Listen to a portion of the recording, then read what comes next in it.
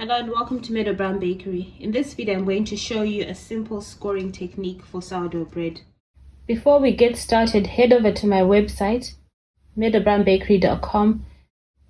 Sign up if you haven't already done so, and then close the page. Go to the courses website where you'll find a list of courses available to buy on my website.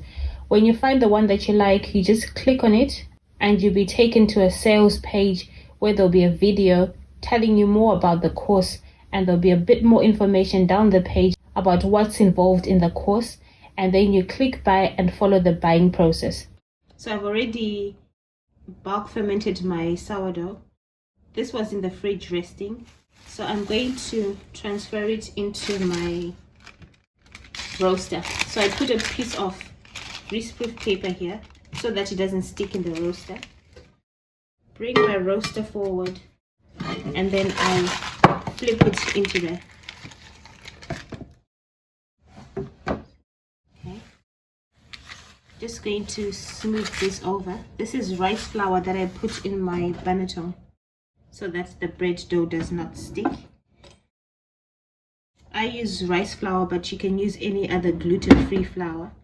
I'm going to do just a very simple design, so I'm just going to score right in the middle, all the way down.